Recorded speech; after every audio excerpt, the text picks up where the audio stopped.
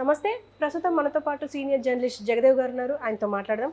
నమస్తే సార్. నమస్తే. Sir, CM Jagan ఇప్పుడు బ్యాండేజ్ విషయానికి బాగా ట్రోల్ అవుతుంది.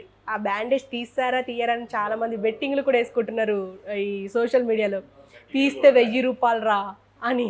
అంటే ఛత్రపతి మూవీలో ఉంటుంది కదా ఫస్ట్ సీన్, వాడు సొరచేప తినేస్తుంది అన్నది 1000 అన్నట్టు. అలాంటి కొన్ని ట్రోల్స్ వస్తూ ఉన్నాయి. ఈవెన్ లోకేష్ కూడా అన్నారు ఎలక్షన్స్ అయ్యే వరకు అసలు బ్యాండేజ్ తీయరు అనేసి. అండ్ ఫైనల్గా అంటే ఈరోజు బ్యాండేజ్ తీశారు.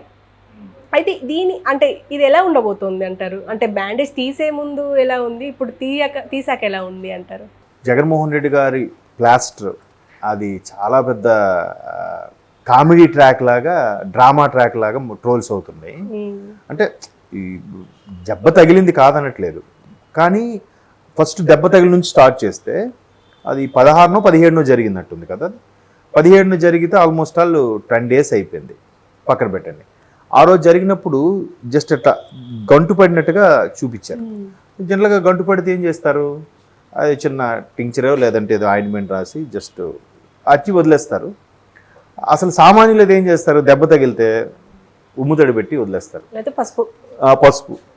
ఇంకో కొంచెం అప్డేట్ అంటే మా ఫ్యామిలీలో మా మదర్ వాళ్ళు చేసేది ఏంటంటే నెయిల్ పాలిష్ రాసుకుంటారు. నెయిల్ పాలిష్ బెస్ట్, చాలా మండుతుంది కానీ త్వరగా క్యూర్ అయిపోతుంది, అందులో టింక్చర్ ఉంటుంది. సో అట్లా, బట్ ఆయన పొజిషన్కి దానికి కాబట్టి వెంటనే దానికి సెర్చ్ చేయడం అది ఇది చేశారు. సో అప్పటి నుంచి ముందు తర్వాత గాయం ఇవ్వడం, కొంచెం పెద్దది చేయడము, తర్వాత మళ్ళీ చిన్నది చేయడము, ఇట్లా అవుతుంది. చిన్న చేప్ చేసి 2 రోజుల్లో కవర్ అయిపోయేది. బట్ 10 రోజుల వరకు తీయలేదని మీరు అన్నట్టుగా లోకేష్ గారు కూడా మొన్న కామెంట్ చేశారు. నా అనాలిసిస్ ప్రకారం ఎలక్షన్స్ అయ్యే వరకు తీయకూడదే, అప్పుడే తీసారేంటి, ఇవాళ వచ్చిన దానికి తీసేశారంట. ఇట్లా మాట్లాడటం, అది అయిన రోజు ఘటన అయితే దాన్ని మళ్ళీ ఒక వైసీపీ మిత్రుడు స్టేటస్లో కూడా పెట్టాడు. ఎలా పెట్టాడంటే అన్న రక్తం ప్రజల కోసం చిందిస్తున్నాడని చెప్పి దాని ఫోటో క్లోజ్లో, ఎక్కడైతే దెబ్బ తగిలిందో ఫోటో ఇటువైపు తగిలింది అనుకో, లెఫ్ట్ సైడ్ అనుకుంటా, క్లోజ్ లో పెట్టి దానికి రక్తం కర్చీఫ్ కట్టుకున్న మరకల్ని రక్తం చిందిస్తున్న జగన్మోహన్ రెడ్డి పేద ప్రజల కోసం అని కూడా దాన్ని పాజిటివ్గా రాశారు. తర్వాత మళ్ళీ ఇంత జరిగినా కూడా అన్న గవర్నమెంట్ హాస్పిటల్లోనే ట్రీట్మెంట్ చేసుకున్నారు ఆయన పరిపాలన కాబట్టి అని. తర్వాత ఆయన అయిపోయిన తర్వాత ఆయన కూర్చుంటే చుట్టూ ఒక 10 మంది డాక్టర్స్ హెల్ప్ చేసేవాళ్ళు ఇంకేదో. ఆ తర్వాత న్యూస్లో కూడా వచ్చింది ఏంటంటే 2-3 స్టిచెస్ కూడా పడ్డాయని అన్నారు.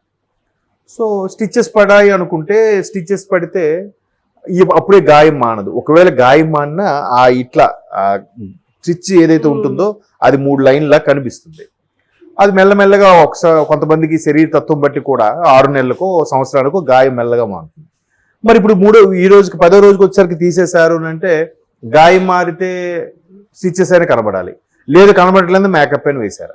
ఇప్పుడు అందరూ అనుకునేది ఏంటంటే ఇది సరే, లాస్ట్ టైం కోడికత్తి వ్యవహారం చేశారు, ఈసారి ఇది స్టార్ట్ చేశారు.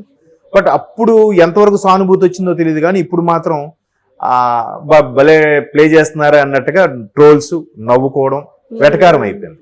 అంటే దీంతో పాటు ఇంకో పెద్ద వెటకారం అయిపోవడానికి కారణం బెల్లంపల్లి గారికి కూడా తగిలిందని, ఆయన పెద్ద కట్టు వేశారని, ఒకరోజు ఇటువైపు వేస్తే ఇంకో రోజు ఇటువైపు వేశారని, కన్ఫ్యూజ్ అయిపోయి మర్చిపోయారని, రకరకాలుగా అనమాట. అంటే ఇప్పుడు దాన్ని ఏమంటారు, ఇట్లా ఎల్ షేప్లు ఉంటుంది, ఇసురు బూమరాంగ్ టైప్లో అదేనా రాయి తిరుగుతుందా, ఈయనకి తగిలి అక్కడికి వెళ్ళి పడుతుందా? జనరల్గా ఏంటంటే తగిలిన తర్వాత అది కొంచెం ఆ షార్ప్నెస్, ఆ ఫోర్స్ అనేది కొంచెం తగ్గుతుంది, నెక్స్ట్ దానికి ఇంత ఫోర్స్ మీద తగలదు. బట్ ఈయనకి తగిలి ఈయనకన్నా ఎక్కువ ఫోర్స్లో ఆయనకి తగలడం అనేది అసలు చాలా క్వశ్చన్స్ రైజ్ చేసేలాగా అనిపిస్తుంది. నెక్స్ట్ మొన్న సునీత గారు ప్రెస్ మీట్లో కూడా ఆవిడేమంటున్నారు, అన్న నేను డాక్టర్నే అన్నా, ఏమీ లేని దానికి అంత ప్లాస్టర్ పెట్టి హడావడి చేసావంటే అట్లా గాలి తగలక మరి కొద్దిగా ప్రాబ్లం అవుతుంది, ఇన్ఫెక్షన్ అవుతుంది, రకరకాలు అవుతున్నాయని ఆవిడ చెప్తున్నారు. అంటే మొత్తం మీద ఈ ప్రతిదీ కూడా అంటే ఎలా చెప్తారండి, చిన్న దెబ్బగా ఏం కాదులే వదిలేసారని అనివచ్చు కదా, దాన్ని ఎంతగా హైప్ చేశారంటే దీని ద్వారా కూడా లబ్ధి పొందుదామని ఏదో ప్లాన్ చేశారన్నట్టుగా ఇప్పుడు ప్రతిపక్షాలు వాదన. మేబీ నిజమేనేమో అనిపిస్తుంది. ఇప్పుడు జనరల్గా చాక్తో కోసుకుంటే ఒక్కోసారి కూరగాయలు కట్ చేస్తాం, ఇంత షార్ప్గా దిగిపోతుంది వేలికి, కానీ స్టిచెస్ వరకు వెళ్తుంది, జస్ట్ బాగా బ్లడ్ బ్లీడ్ అవుతుంది. మీరు అన్నట్టు ఇమీడియట్గా ప్రథమ చికిత్స ఏంటంటే పసుపు, ఆ తర్వాత ఏదో చిన్న ఆయింట్మెంట్ రాస్తారు, చిన్న పసుపు రాసి, లేదంటే కొంతమంది వేడి అన్నంలో పసుపు కలిపి కడతా ఉంటారు, చీము గట్ర పట్టేస్తే అది కొన్ని రోజులకి లాగేస్తుందని. అట్లా రకరకాలు చేస్తారు. 2-3 days అది పోతుంది గాయం. మరీ 10 రోజుల వరకు ప్లాస్టర్ ఉంచేలాగా పెంచి, ఇప్పుడు మెల్లమెల్లగా తగ్గుతున్నప్పుడు చిన్నది చేసి జస్ట్ ఒక కాటన్ పెట్టి వదిలేసినా బాగుండేది. పర్టికులర్గా రెక్టాంగిల్ షేప్లో ఒక ప్లాస్టర్, దాన్ని అది పెట్టుకొని ఆయన పులివెందుల సభలో కూడా మాట్లాడడం, అది పెట్టుకొని అంతకుముందు సభల్లో కూడా మాట్లాడడం. మేనిఫెస్టో దగ్గర కూడా అలాగే. అదే అండి, అంటే ప్రతిదీ కూడా దాని అంటే అరే ఎంత గాయమైందో పాప, అన్న ఓర్చుకుంటున్నాడు, మా కోసం అన్న వచ్చి సభలు నిర్వహిస్తున్నాడు అనే లెవెల్లో శ్రేణులన్నీ కూడా హైప్ క్రియేట్ చేశాయి. కాకపోతే చాలా మంది వరకు కూడా అర్థమైంది అది. వాళ్ళు ఇంకా క్లోజప్ లో చూపించుకోవాల్సింది. ఆ రోజు అన్న గాయం, అన్న పేద ప్రజలకు రక్తం చిందిస్తున్నారని క్లోజప్ లో ఫోటోలు వేసినప్పుడు అంత క్లోజప్ లో చూపించకపోతే నమ్మేవారేమో. క్లోజప్ లో చూపించాక ఎలా నమ్ముతారు? ప్రతిదీ జనాలకి లాజిక్కే కదా. ఎట్లా ఉంది, ఎవరికి నచ్చిన ట్రోల్స్ వాళ్ళు చేయడం. ఒక ఆయన అయితే ఒక వీడియో చేసి పెట్టారు. ఆయన వీడియోలో 15 నిమిషాలు వీడియో చేస్తే 10 నిమిషాలు నవ్వుతూనే ఉన్నాడు, మధ్యలో 5 నిమిషాలు మాట్లాడాడు. అరే నవ్వలేకపోతున్నారా బాబు, నాకు రవ్వు వచ్చేస్తుంది, కడుపులో నొప్పి వచ్చేస్తుంది, అసలు ఇది ఎక్కడ గేమ్ రా నాయన, ఇది ఎక్కడ వ్యూహాలు, మరీ ఎంత సిల్లీగా నన్ను తెలిసిపోయేలా చేస్తారా?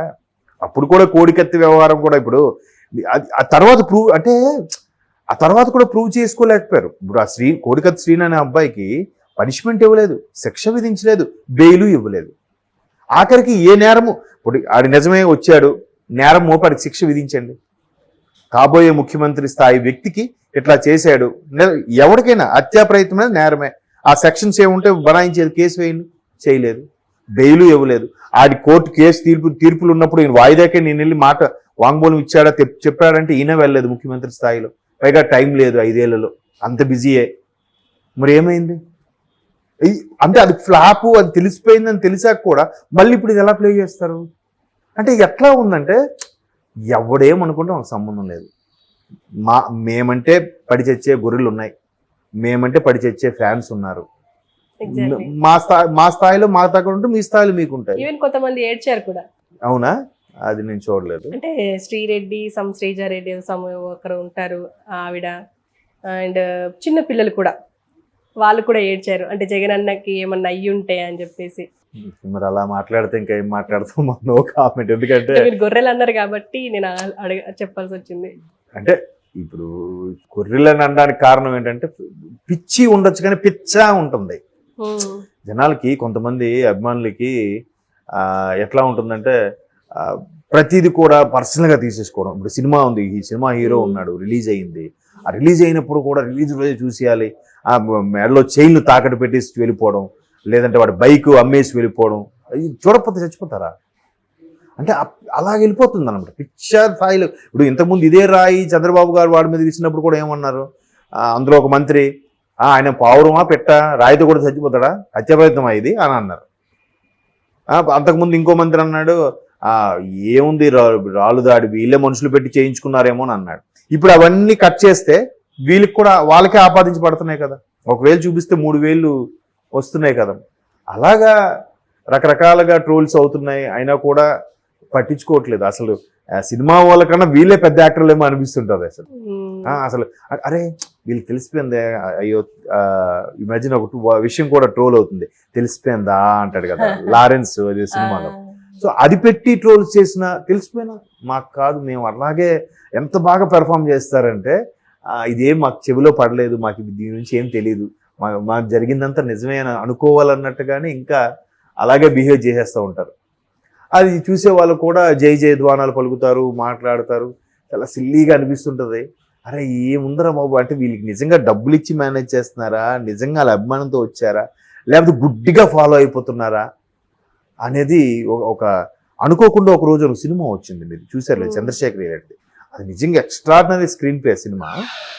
ఆ సినిమా సారాంశం నాకు అర్థమైంది ఏంటంటే మనుషులు డ్రగ్స్కి ఎలాగైతే ఎడిక్ట్ అవుతున్నారో ఒక రకమైన మనిషి ఆరాధన, బ్రహ్మంగారు చెప్పినట్టుగా రాబోయే రోజుల్లో మనుషుల్ని ఆరాధిస్తారంట.